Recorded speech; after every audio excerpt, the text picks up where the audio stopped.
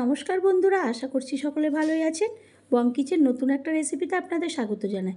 আমি যে রেসিপিটি করব সেটি একটা পুলি পিঠার রেসিপি।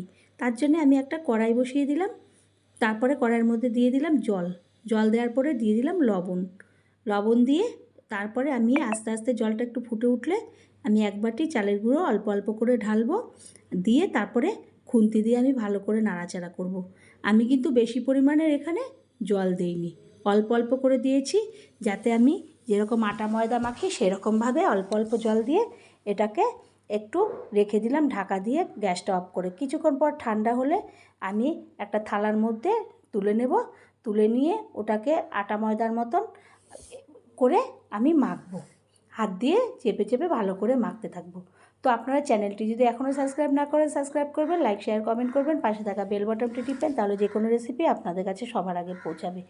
এরপরে আমি ভালো করে এটাকে মেখে নেব, সুন্দর করে মোলায়েম করে মাখবো।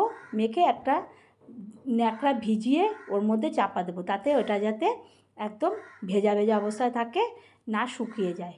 ঢেকে দেব। কিছুক্ষণ পরে আমি একটা পিঠা তৈরি করব। তারপরে আমি তুলে নিলাম, তোলা হয়ে গেলে ওটা একটু সুন্দরভাবে সেট হয়ে গেল। এরপরে আমি হাতের মধ্যে নেব, একটা একটা করে গোল পাকাবো।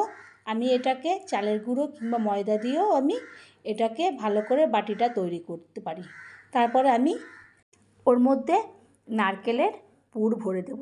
নারকেলের পুর ভরে আমি নারকেলের পুরটা আগের থেকে তৈরি করে রেখেছিলাম, পুরটাকে ভরে দিয়ে মুখগুলোকে ভালো করে আটকে দেব। আটকে দিয়ে তারপরে আমি সুন্দরভাবে হাতের দিয়ে শেপ করে নেব। সুন্দর একটা এরকম কোনা করে আমি সুন্দরভাবে হাতের নোকের দিয়ে সুন্দরভাবে একটা ডিজাইন করব। এইভাবে আমি আরেকটাও করে নেব, করে এরপরে আমি সবগুলোকে এইভাবে করে নেব।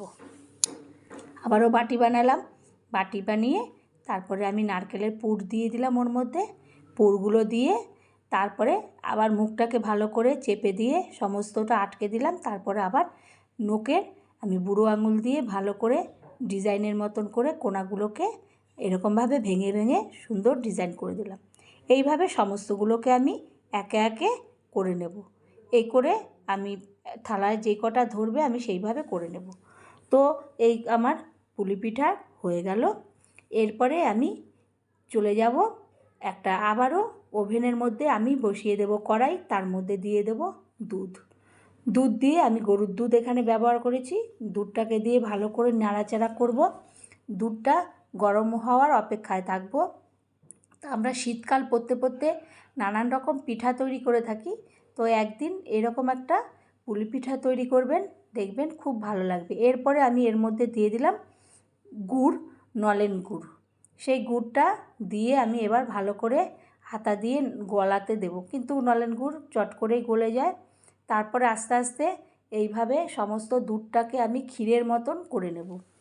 যখন দুধটা শুকিয়ে আসবে, এক কড়াই দুধের থেকে হাফ কড়াইতে আসবে, তখন আমি দেখব যে আমার একদম ঘন হয়ে গেছে ক্ষীরের মতো, তখন আমি একে একে পিঠাগুলোকে ছেড়ে দেব।